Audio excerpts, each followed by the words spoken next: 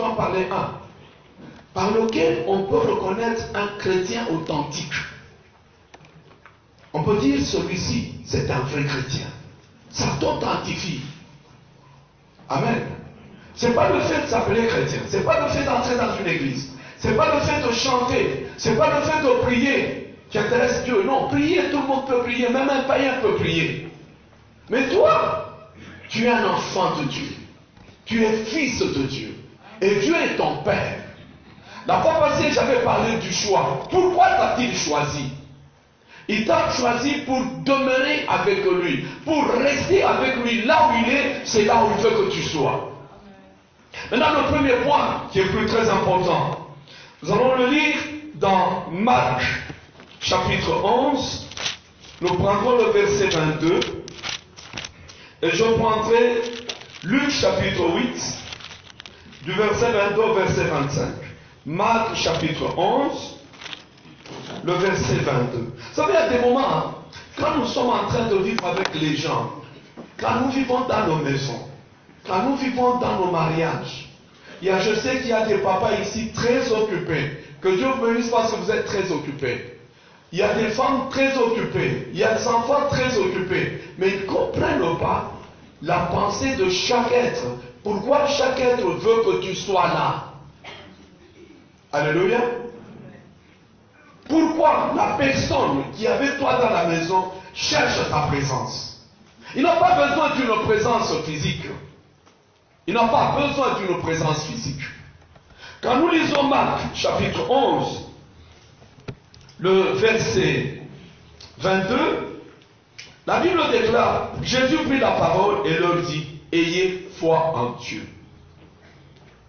Je voudrais parler de la foi, qui est une caractéristique authentique d'un véritable chrétien.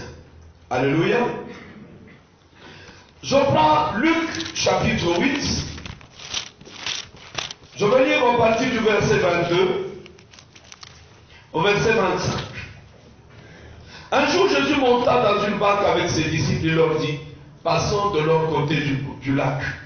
Et il partit. Pendant qu'il naviguait, Jésus s'endormit. Ça montre l'humanité de Jésus. Il était 100% Dieu, il était 100% homme. Jésus s'endormit. Un tourbillon fondit sur le lac. La barque se remplissait d'eau et ils étaient en péril. Il s'approchait le réveil en disant, Maître, Maître, nous périssons. S'étant réveillé, il menaça le vent et le fleuve s'apaisaient et le calme revint. Puis leur dit, où est votre foi? C'est-il nos frères d'étonnement? Ils se dirent l'un aux autres, quel est celui qui commande même au vent et à l'eau et à qui il obéisse? Alléluia. Vous savez, être chrétien, c'est être à l'école de Jésus. C'est Dieu qui vous prend, qui vous met dans une école. Et toute votre vie, vous allez apprendre. Donc, quand vous devenez chrétien, votre vie devient une vie d'apprentissage à l'école d'un maître. Et ce maître-là, c'est Jésus. Dites Amen.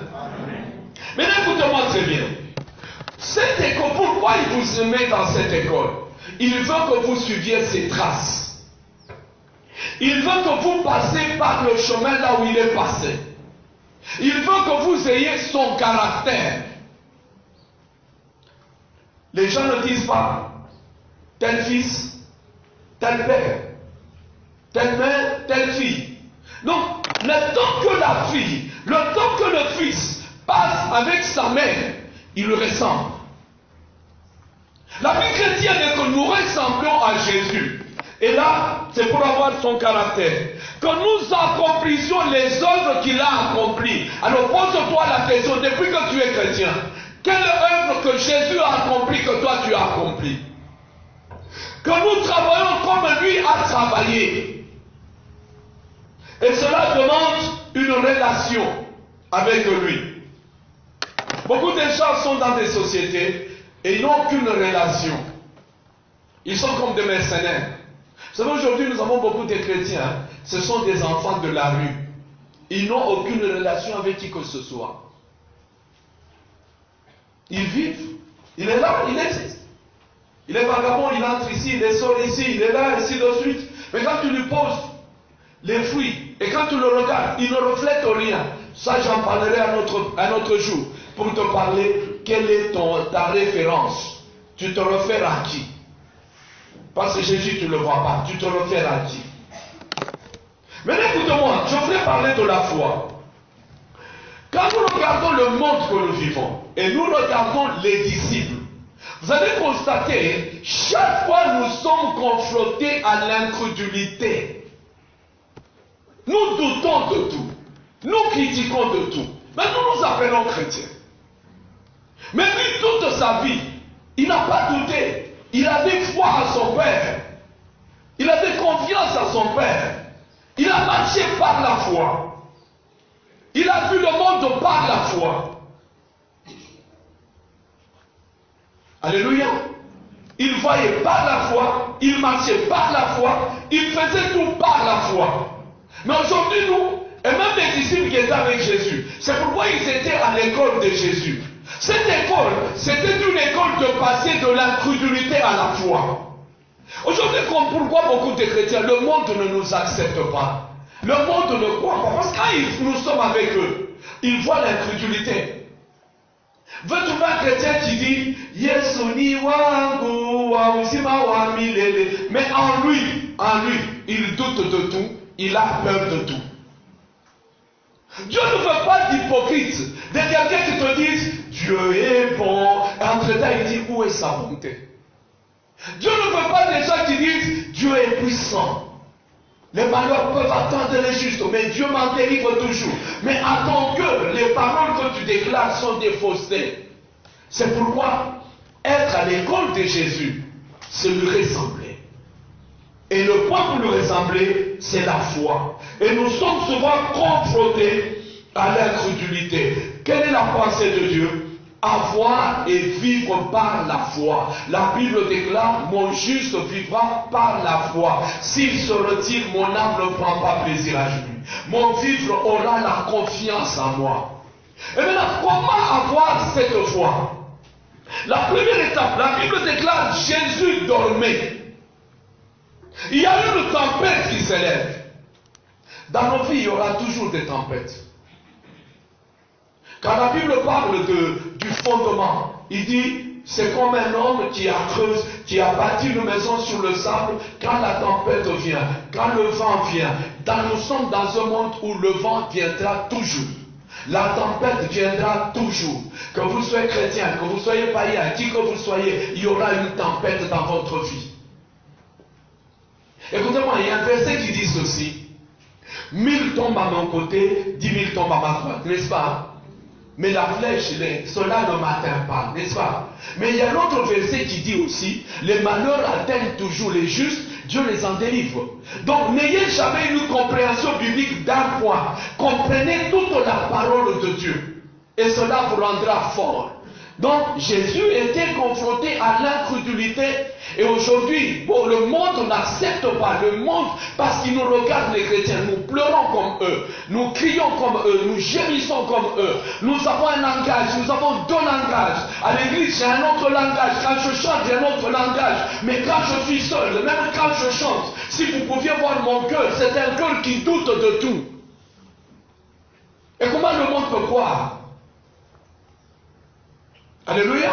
Je parle à quelqu'un au milieu de nous. Dieu veut te voir. Il y a un fruit qu'il veut voir chez toi. Le monde veut voir ce fruit-là. Le fruit qui authentifie que tu es disciple, tu es un vrai disciple de Jésus. Et c'est Dieu qui va amener cette foi en toi. Maintenant, écoutez-moi très bien. Ces gens étaient en compagnie de Jésus. Quand nous sommes avec Dieu, nous devons, la première des choses, avoir rencontré. Sur le chemin de Damas, même Nicodème, sur le chemin de Damas, Paul allait persécuter l'église. Vous savez, il y a des choses que nous faisons par ignorance parce que nous ne le connaissons pas. Il y a des chrétiens, quand tu le vois agir, tu dis il ne le connaît pas. Il ne l'a pas encore rencontré. Ou bien il l'a rencontré, mais il a perdu la révélation de Jésus. La révélation devient floue à cause des difficultés, à cause des problèmes. il y a une grande lumière, sort le temps, et il entend une voix. Saul, Saul, pourquoi me persécutes-tu? Je voudrais parler à quelqu'un. La vision que tu as de Jésus est-elle encore claire comme tu l'avais eu au début de ta foi? Parce que je parle de la foi. Je parle de la foi. Je parle d'une relation. De la confiance. Est-ce que la vision que tu as est-elle encore telle claire que tu l'avais eue? Et Paul dit, Saul dit ceci. Qui es-tu? Il dit, je suis Jésus que tu persécutes. Je voudrais ramener que Dieu nous ramène tous au début de notre foi. Et vous allez comprendre que maintenant c'est l'incrédulité. Ce que nous appelons la foi, c'est une forme, un maquillage. Ce n'est pas la véritable foi. Là où il y a une foi authentique, les montagnes se déplacent. Là où il y a une foi authentique, il y a une fermeté. Alléluia. Maintenant écoutez-moi très bien. Quand vous rencontrez Jésus, vous avez les yeux fixés sur lui. La Bible déclare, nous avons les yeux fixés sur Jésus, qui est le consommateur de notre foi. Il y a un tourbillon qui vient de se lever. Le tourbillon vient de se lever. Jésus dormait. Ils vont réveiller. Ils vont réveiller Jésus. Réveille. Il y a un cantique que les gens chantent. Shula Mouké.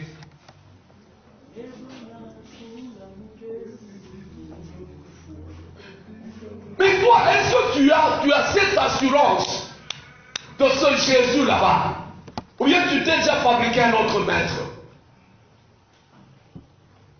Il y a des gens qui vous disent, même dans les malheurs, il ne m'abandonnera pas. Mais la vision réelle de Jésus a déjà disparu. Ce n'est pas lui qui t'a abandonné, parce que lui ne peut pas t'abandonner. Tu l'as déjà abandonné. Donc la première étape, la foi, elle me donne une assurance. Parce que celui qui a la foi, c'est celui qui a rencontré l'auteur. Il l'a rencontré et il le connaît. La confiance, je le connais, je l'ai rencontré. Je l'ai rencontré quand Marie était au tombeau. Et elle pleurait, elle disait, on a enlevé le maître. Marie-Madeleine était là, elle pleurait. On a enlevé le maître, on a enlevé le maître. Et elle pleurait, elle a vu Jésus, elle ne le connaissait pas très bien. La vision était floue. Et il pose la question à Jésus. Il croyait que c'était le jardinier. Il a dit, où l'as-tu mis? Et le jardinier a dit, Marie. Et il a dit, Rabouni. Il l'a reconnu. Là où nous avons la foi, nous le reconnaissons. Peu importe le temps, les circonstances.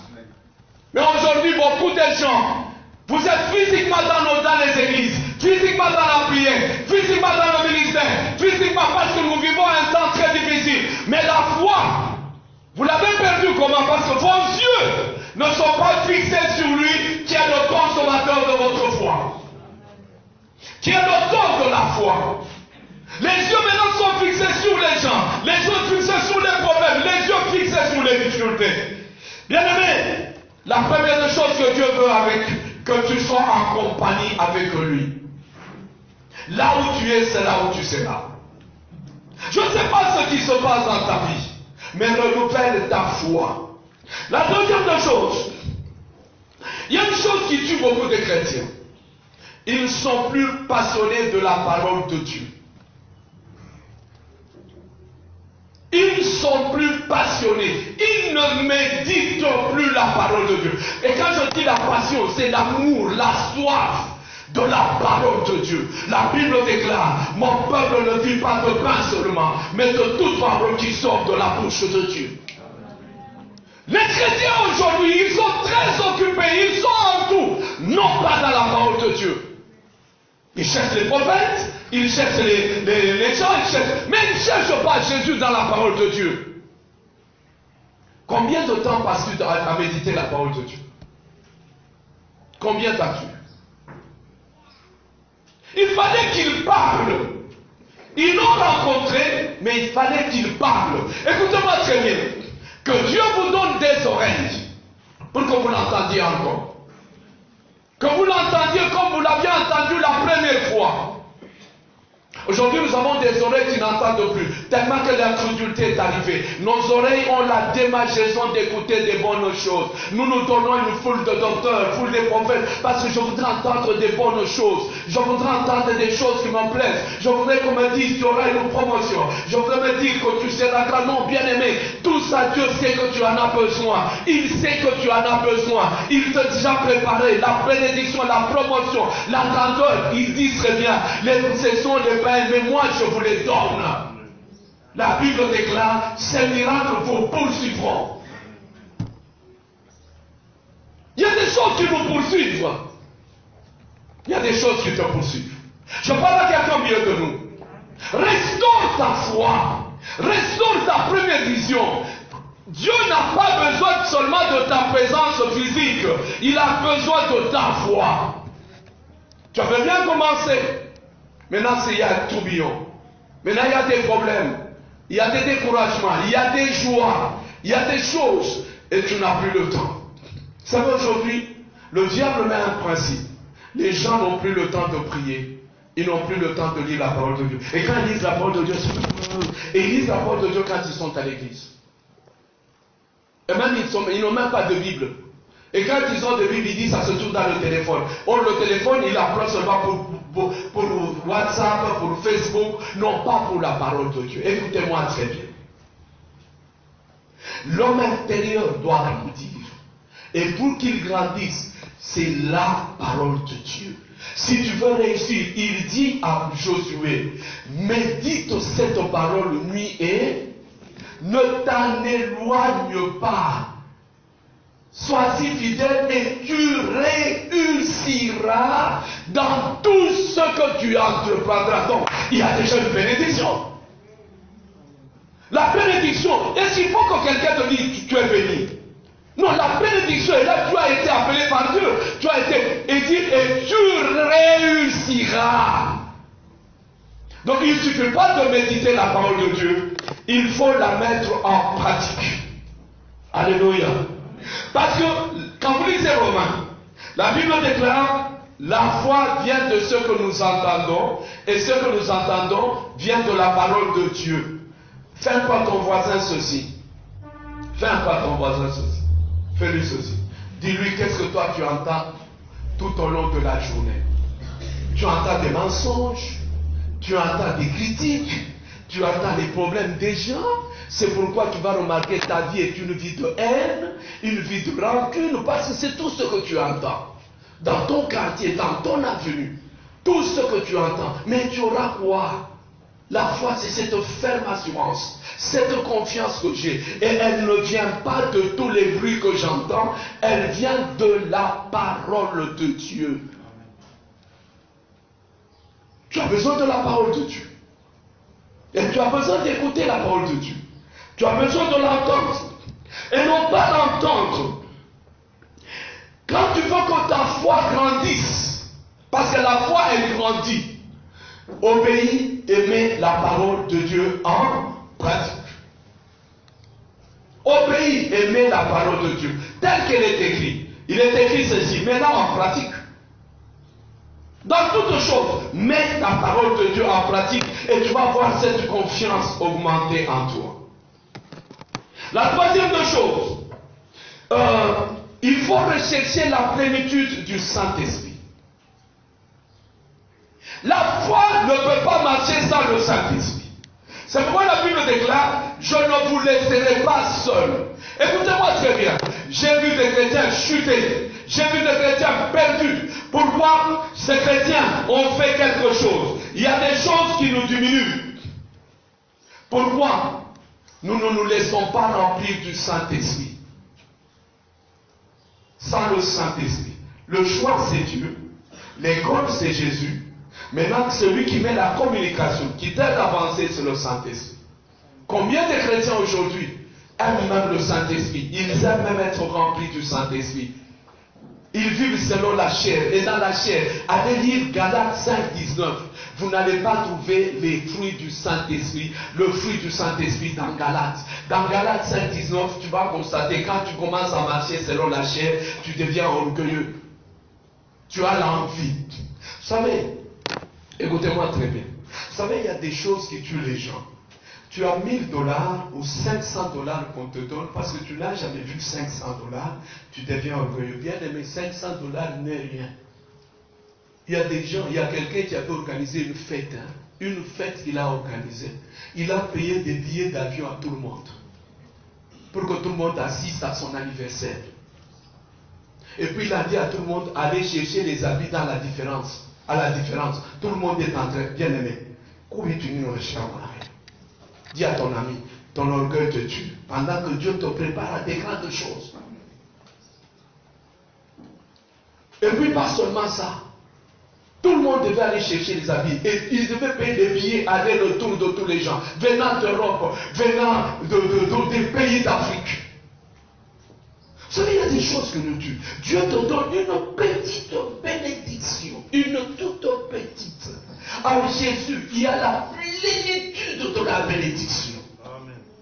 Et Jésus lui-même, il est la bénédiction des bénédictions.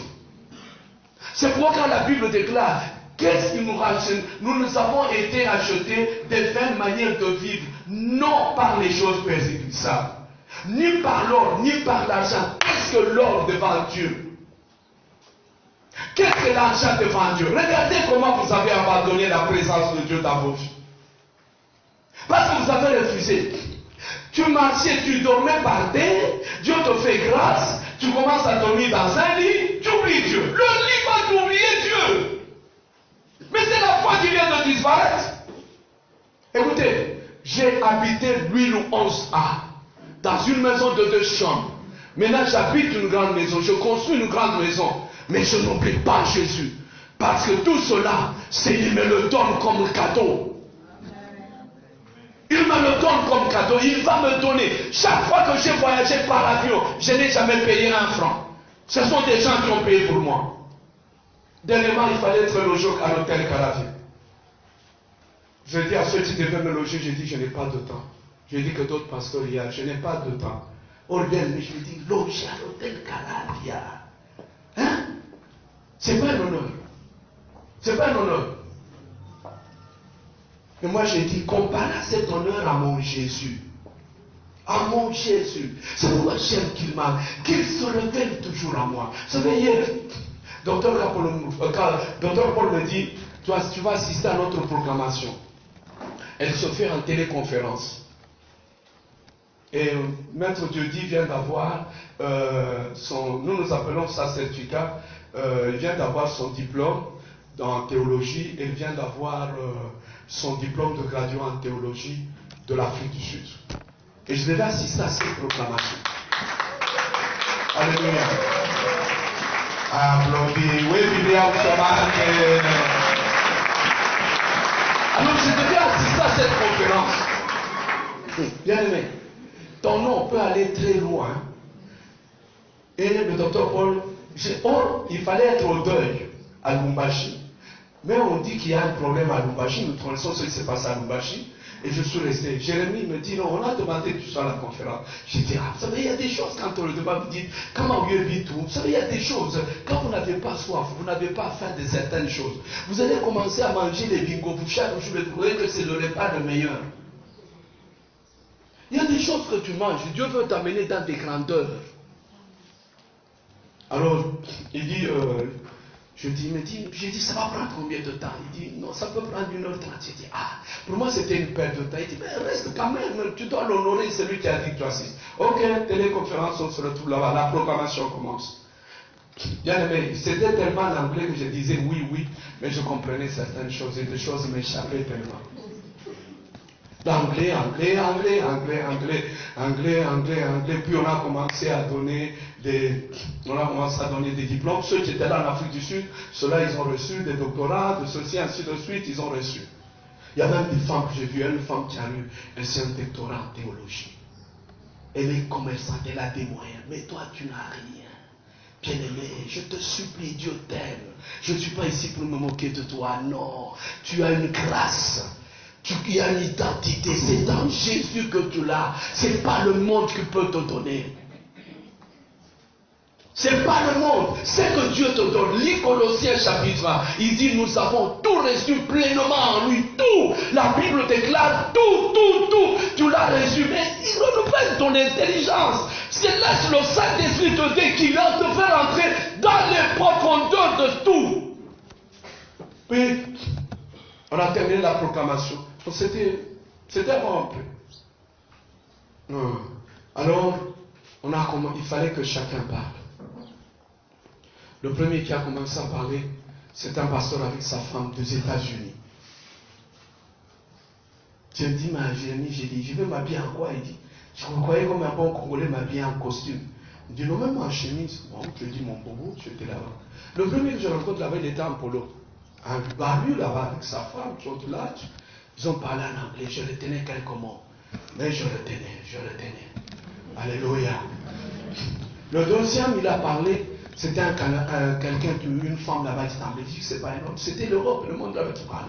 Un homme, c'était de Nosali qui parlait.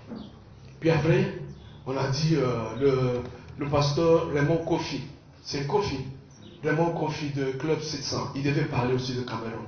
Lui, il a parlé en anglais, puis il dit, je vais parler en français. Puis il a parlé en français. Vous savez, chaque fois qu'on doit parler, on t'élève en honneur, on déclare certaines choses. Puis après, quand tout le monde parlait, on dit, bon, je vais vous présenter, mon père, il va aussi vous parler. C'est le docteur Paul qui disait, mon père va vous parler. Et j'ai parlé au monde. Amen. Bien aimé, je devais donner leur témoignage. Toi, quel est le témoignage que l'Église donne de toi? Et il devait me demander que je donne le témoignage de sa femme. Ils sont partis depuis 2001. Nous sommes en 2020. Le monde devait connaître le témoignage. Toi, quand tu viens à l'église, ton témoignage ne semble rien. Tu fais tout en désordre. Salut un peu ton ami, dit, ne laisse pas des mauvais témoignages. Parce qu'un jour, on te demandera de témoigner. Un jour, j'ai dit à un jeune frère, si on me demande de te témoigner, je dirai quoi? Il dit, non, tu diras des choses en ma faveur. J'ai dit, non, il n'y a que les morts pour qui on parle en leur faveur. C'est vrai ou c'est faux? Un mort, même quand il a volé, même quand il ne venait pas au travail, même quand il chômait au travail, quand il est mort, vous devez dire, c'était un travail excellent. Il était tout gentil avec les autres, alors qu'il n'était pas gentil avec les autres. Que Dieu bénisse, acclamons un peu pour le Seigneur. Nous avons besoin de votre témoignage quand vous êtes vivant. Et j'ai participé à une conférence, j'ai parlé quand même en français. Le soir, il m'a parlé, il a dit, ils étaient marqués. Et ils disent, nous devons aller voir ton église. Ils viendront à Kipushi, en RDC, venant d'Australie, venant de peu partout. Bien aimé, tu as une étoile. Ton étoile doit briller. Dis à ton ami, mon étoile doit briller. Et maintenant, pour que cette étoile brille, laisse le Saint-Esprit te remplir. Ne marche pas selon la chair. La chair va te donner l'orgueil, va te donner des divisions, va te donner des disputes. Mais si tu laisses le Saint-Esprit, il va te briser, il va donner le fruit. Parce que c'est le Saint-Esprit qui est là pour là. Alors sois rempli. Tu dois être rempli du Saint-Esprit. Et quelqu'un qui est rempli du Saint-Esprit, vous allez trouver une caractéristique. Il passe beaucoup de temps dans la prière. Il ne prie pas comme les païens en multipliant les mots. Il prie selon l'Esprit. Il prie selon l'Esprit. La Bible déclare, faites toutes sortes de prières selon le Saint-Esprit. Regarde, tu étais zélé, tu as perdu certaines choses parce que tu as perdu la plénitude. Maintenant, quel est le problème des chrétiens? Beaucoup de chrétiens crient sur le Saint-Esprit. Quand le Saint-Esprit te dit, parce que être auprès de Jésus, pour que la foi s'édifie, n'attristez pas le Saint-Esprit. Quand il te commande, il dit, fais. Il faut que tu répondes à ceci, non pas ma volonté, mais ta volonté. Quand vous faites votre volonté, même le diable le dit, ça c'est sa volonté. Jésus a été dans le désert. Je parle à quelqu'un. Lève un peu ta main. Oh, que Dieu te bénisse, tu es merveilleux. Écoutez-moi très bien. Non pas ma volonté, mais ta volonté. Vous savez, faire la volonté de Dieu, c'est pas bon, hein, à un certain moment. Mais c'est meilleur. C'est meilleur. C'est là où va venir ton élévation. Marie dit qu'il me soit fait selon ta parole. Qu'il me soit fait selon ta parole. Il dit à miracle, le Saint-Esprit te couvrira. Laissez le Saint-Esprit. Ne l'attristez pas. Ne l'éteignez pas. Ne lui résistez pas. Ne lui résistez pas. Il vous conduira. Aujourd'hui, je ne sais pas ce qui nous conduit. Maintenant, écoutez, je vais vous dire ceci. La prière maintient la relation avec l'auteur de la foi. Et l'auteur de la foi, c'est Jésus-Christ. C'est pourquoi, passez de temps, soyez remplis. Ne marchez pas selon la chair. Vous avez commencé par l'esprit. Maintenant, ne marchez pas selon la chair. Les œuvres de la chair et de l'esprit sont différents. La foi s'édifie quand on est rempli, quand on marche selon l'esprit. Écoutez-moi très bien. Il a vu que le mari est arrivé à la maison. La femme dit n'importe quoi. Vous savez, il arrive à demander aux femmes quand elles nous répondent. Elles répondent des choses, tu dis, mais celle-là, je lui donne un coup de poing. Alléluia. Alléluia. Mais quand le Saint-Esprit vous parle, il va vous dire, calme-toi. Calme-toi. Et quand vous vous calmez, la personne qui vous parle, au lieu de se taire, elle continue encore à parler. Le fruit va vous donner la maîtrise de soi. La maîtrise de soi. Il n'y a pas seulement les femmes, même les hommes. Tu dis à ton mari, Chimambo, c'est fini, tu peux arrêter. Dis arrêtez. Donc moi je parle et moi je suis en train de parler et tu parles aussi. Et le CT, tu dis, moi je parle et tu te tais. Tu me prends pour qui? Donc elle ne parle pas, vous vous fâchez. Elle parle, vous vous fâchez. Alors elle va faire quoi? Elle va dire, je suis au milieu. Au milieu, ça veut dire quoi? Parce qu'elle a une bouche. Elle ne parle pas. Tu me prends pour un animal. Moi, je parle, tu ne réponds pas. Elle te parle, tu dis, moi je parle, tu es impoli. Moi je parle, toi tu réponds encore. Maintenant, elle va faire quoi?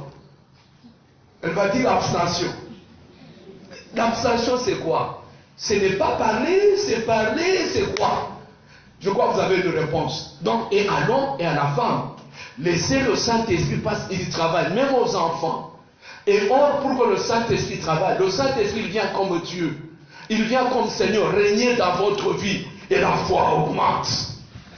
Le troisième point, ou le quatrième point, il y a un tourbillon.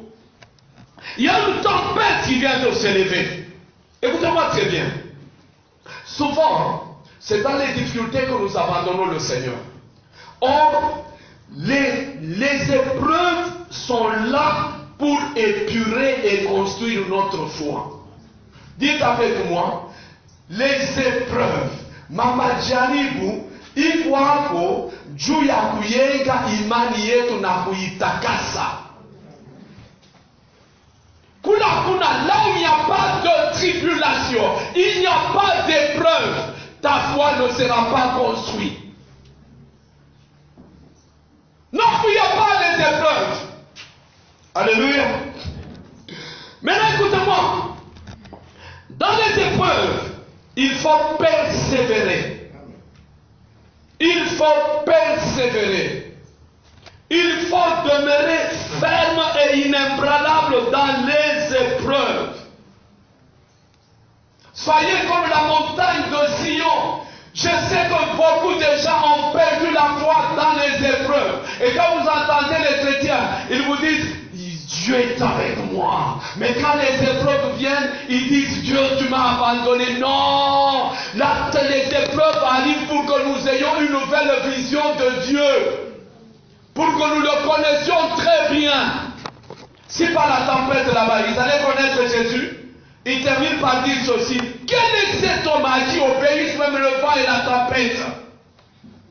Il y a des choses qui arrivent dans ta vie pour que ta foi soit construite. Et c'est pourquoi il faut persévérer. Alléluia. Il faut demeurer ferme et inébranlable. Parce que la foi, on l'appelle aussi fidélité et la persévérance. Et il faut demeurer patient. Écoutez-moi très bien. Quand vous avez la victoire sur l'épreuve, vous avez la foi. Votre foi devient ferme. Regardez, je vous donne l'histoire de Daniel. Je parle à quelqu'un. Lève un peu ta main. Dis à ton voisin, réveille-toi. Il est là. Il est là. Dans les malheurs. Il est là. Il est là. Chantez-moi un peu ce petit cantique, je suis presque à la fin. Dans les... Il est là. Il est là. Matin, quand je me lève, Il est là. Écoutez bien, aimé, je peux me lever triste, je peux me lever fatigué. Il est là. Le thermomètre de la présence de Jésus, ce n'est pas ce que je sens. Le thermomètre de la présence de Jésus, ce n'est pas ce que j'entends. Les thermomètres de la présence de Jésus, ce ne sont pas les calomnies. Le matin, quand je me lève, viens chanter, chante un peu ça. Vous savez, moi, je n'aime pas des églises où, non, ça, ce n'est que Louis qui chante. Ça, c'est... Donc, nous avons un match à jouer. Dans le match, Messi n'est pas là, on nous bat. Parce que Messi n'est pas là. Et vous trouvez des chrétiens, élevez votre grâce, élevez votre don. Dans chacun de nous, il y a des talents. Hein? Chante bien aimé. Le matin, quand je me lève, il est là, il est là. En journée, quand je travaille, il est là, il est là. Et le soir, dans les prières, il est là, il est là. Partout, il est toujours avec moi. J'ai trouvé la vie fidèle.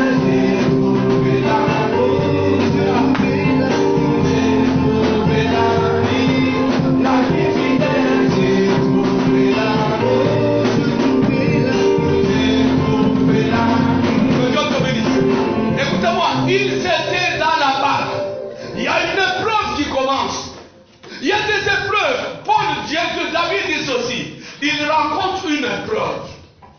S'il vient de rencontrer Goliath. Il vient de rencontrer Goliath. Écoutez ce qu'il déclare par la foi. Parce qu'il le connaissait. Il dit, personne ne veut s'attaquer à Goliath. Et Goliath est en train d'injurier. Personne ne veut s'attaquer. Mais lui, il dit, dites au roi, moi, je vais l'affronter. Vous savez, quand vous avez la peur, la foi diminue.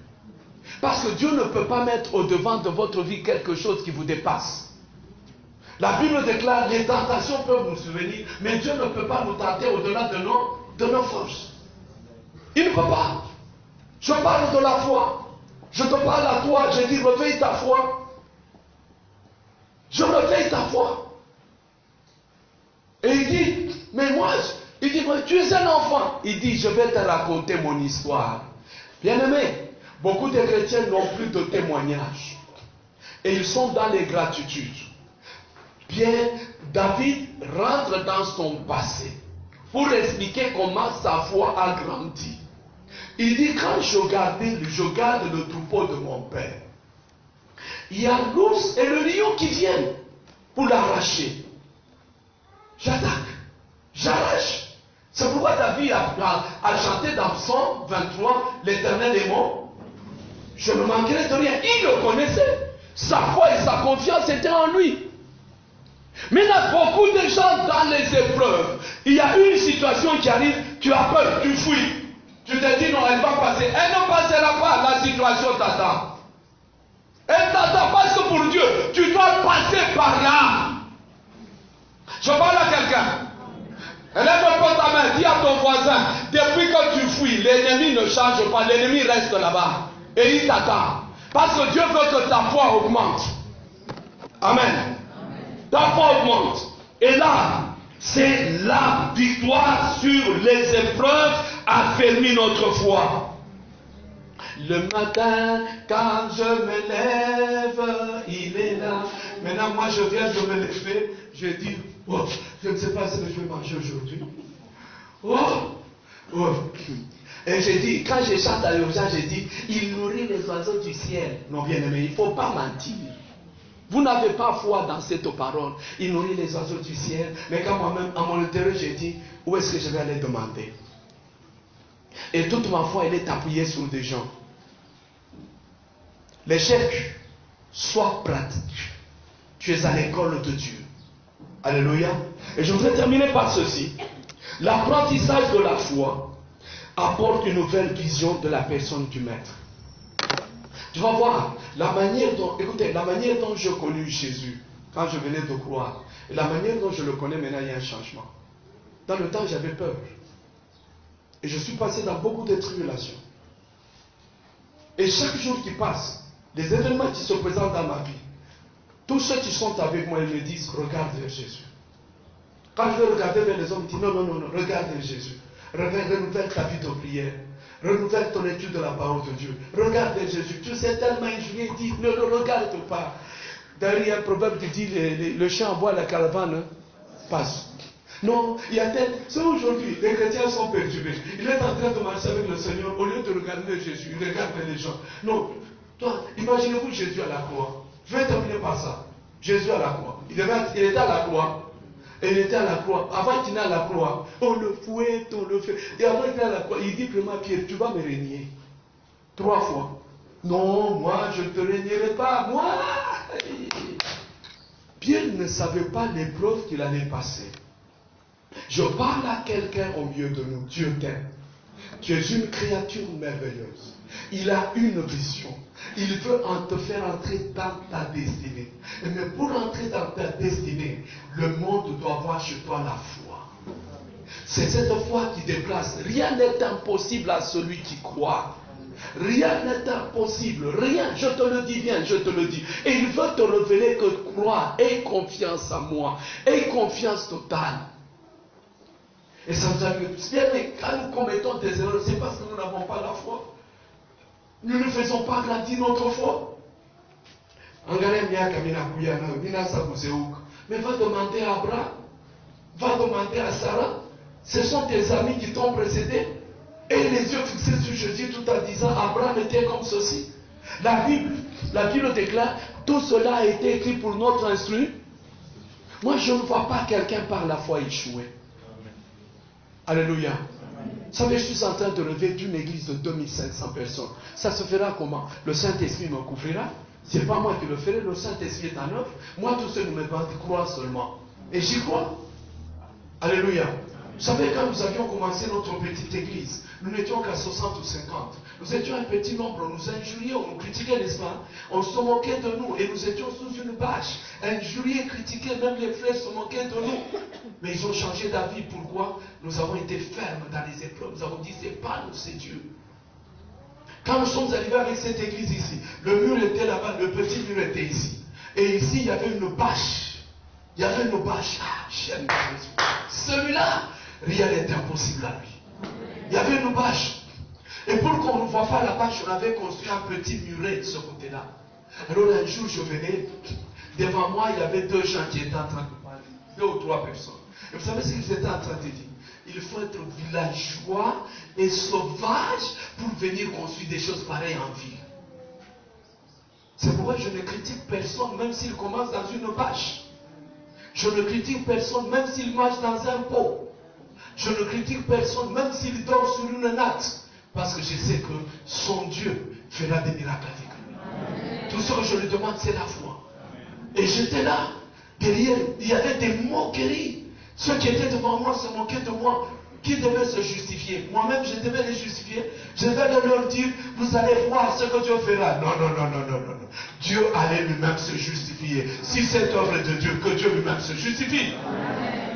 Le père de Gédéon me dit, si mal est Dieu, qu'il plaide sa cause. Il y a des choses, laisse Dieu plaider sa cause. Toi que Dieu est la foi. Que Dieu bénisse.